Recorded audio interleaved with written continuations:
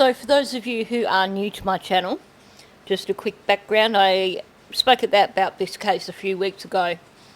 If you may have heard of the Kylie Rodni case. This was the case of a 16-year-old girl who went to a party and went missing. She was found 2 weeks later in the reservoir, which was adjacent to where the party was held, inside her vehicle. There were a lot of suspicious circumstances around it, and there was certainly a lot of coverage of it through media and through social media. Now, one of the people who was covering Kylie Rodni's case was Rodni Upchurch, who's a country singer based in Nashville, and he did quite a lot of videos, quite a lot of live streams talking about Kylie's case, and some of his theories were a little bit out there. So subsequently, Kylie's father and grandfather have filed a civil lawsuit against Rodni Upchurch over his coverage of Kylie's case. Certainly when someone is saying that your daughter or your granddaughter never existed and that it was all just a big scam, I can understand why they may have been a little bit upset and wanted to have a civil case. Now, there's been a lot going on in the background over the time since this was filed. Most recently, and this is going to probably come as absolutely no surprise to most people, there was a mediation hearing on the 10th of February. Surprise, surprise, there was no agreement reached in that mediation hearing, hence the case has not been settled and it continues to move towards trial. As I mentioned in my previous video, it sounds like they have been calling depositions.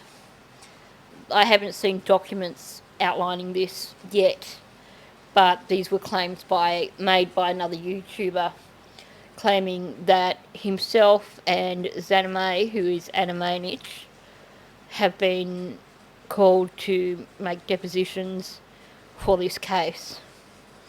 So just to remind you, I'll give you a quick update on the timeline. This document is available on my Patreon. If it's not, it will be. I will also add the latest document, which is the notice of mediation. But just a quick skim through the document that gives all the outlines of dates setting this case for trial. So this case is set for a jury trial on Tuesday, 2nd of December 2025, beginning at 9 a.m. in Courtroom 6B, Church Street, Nashville, Tennessee. So Daniel Robertson and David Robertson and Daniel Rodni will have to travel for that. All lawyers who will participate in the trial must attend the pre-trial conference. Oh, I missed a bit. Counsel for the parties shall appear at a pre-trial conference in this court on Monday, November 14th, 2025 at 10 a.m. The cost of summoning the jury may be assessed against the parties if a settlement is reached after the Thursday immediately preceding trial. In other words, if they get to just before trial and they settle, they're going to pay the cost of summoning a jury. Information exchanged but not filed. So I guess when it comes to depositions, this falls into that category. So while they will have done the depositions, they probably, because it's not a criminal case, didn't have to file notices of depositions. So by November 10th, 2025, the parties shall exchange copies of exhibits and make available for examination by any opposing party the original of all exhibits. The authenticity of exhibits should be stipulated to, if at all possible. By the same date, the parties shall exchange designations of portions of depositions that are to be read into evidence during the trial. So they don't actually have to hand over the whole deposition, in accordance with the procedure set forth in Local Rule of Court. The parties should attempt to agree on additions to the designations necessary to put responses into context. So essentially they're saying that with the depositions, they've got to include enough of the depositions to provide context as to what has actually been discussed in that deposition. So they can't just provide little snippets that don't have any real meaning. Council shall file a joint proposed pretrial order with the court by November 17th, 2025. Pretrial order shall contain recitation that the pleadings are amended to conform to the pretrial order and that the pretrial order supplants the pleadings. A statement for the basis for jurisdiction in this court, a short summary of the plaintiff's theory, no more than 1 page, a short summary of the defendant's theory, no more than 1 page, a statement of the issues including a designation of which issues are for the jury and which are for the court, a succinct statement of the relief sought, a summary of any anticipated evidentiary disputes, and an estimate of the anticipated length of trial. The parties shall also file with the court by November 17th, 2025, the following: joint proposed jury instructions and verdict forms as follows. Counsel shall exchange proposed jury instructions on the substantive law of this specific case and proposed verdict forms and confer to reach agreement. So that's interesting that the jury instructions actually come from counsel and not from the judge. But I guess being a civil case, it's different. They're not actually arguing law here. They're arguing what they want acknowledged by the law in terms of damages caused. Thereafter, counsel shall jointly prepare a file a set of agreed proposed case-specific jury instructions and verdict forms. Each proposed jury instruction shall include citations to support authorities. So they have to come up with a set of jury instructions, but they've still got to be based on law, obviously, and have citations showing exactly where the law is in these instructions. Counsel shall separately file any disputed jury instructions or verdict forms. So I guess that means that would then be decided by the judge if it's in dispute. Each counsel shall email a Word version of the jury instructions and proposed verdict forms to the chambers at this address. Okay. 2. Witness lists, except for witnesses solely for impeachment in accordance with Federal Civ P blah blah. 3. Exhibit lists, except for documents solely for impeachment in accordance with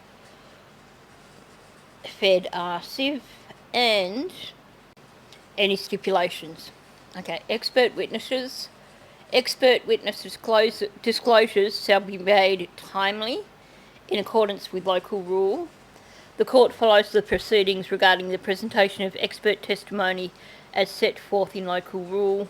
A copy of the direct testimony of an expert witness, other than a treating physician, must be reduced to writing and filed and served upon the opposing counsel no later than November 3rd. So that's a slightly earlier date. That gives them a month to, I guess, call their own witness if need be. The court may exclude evidence or order other sanctions for violation of a duty or deadline to make or supplement expert witness disclosures, and for failure, file the direct testimony of an expert witness by the stated deadline. So, motions in limine and objections to experts by November 10th, so that gives them a week after they get any of the expert statements. The parties shall file any motions in limine and any motions objecting to expert testimony. All such motions shall comply with Local Rule 7. Any responses to such motions shall be filed by November 17th. So they've got a week to respond in each instance. Discovery. Supplemental resources to interrogatories, requests for production and requests for admissions shall be made timely in accordance with Federal Rule of Civil Procedure and Local Rule. Objections to the use of a deposition at trial shall be made timely in accordance with Local Rule. The Court may exclude evidence or order other sanctions for violation of a duty or deadline to make or supplement expert witness disclosures or discovery responses. In other words, make sure you stick to your deadlines, make sure you follow the law, or the judge is going to kick your ass and possibly even exclude that particular evidence. Okay, so pre-trial conference, so that's the one on the, 13th, 14th of November, 10th of November? I forget already.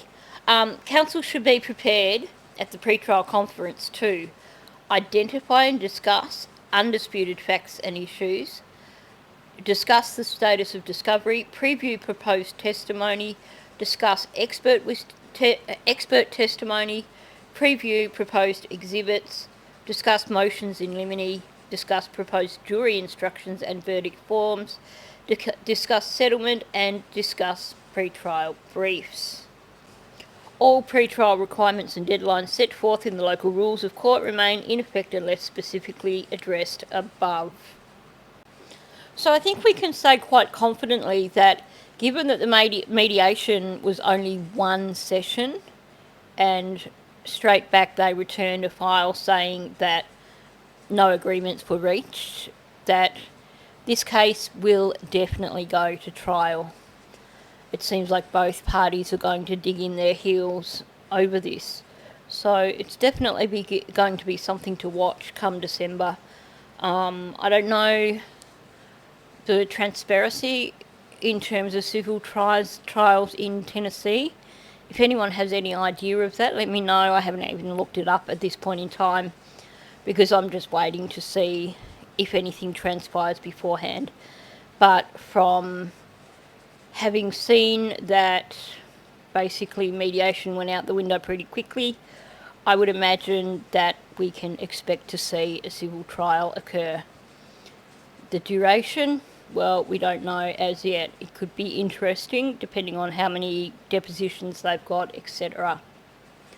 So that's just a quick update. Thanks for listening. If you are new to my channel, please subscribe. Also, please hit the like button and leave a comment below. Thanks, and I'll catch you in the next one.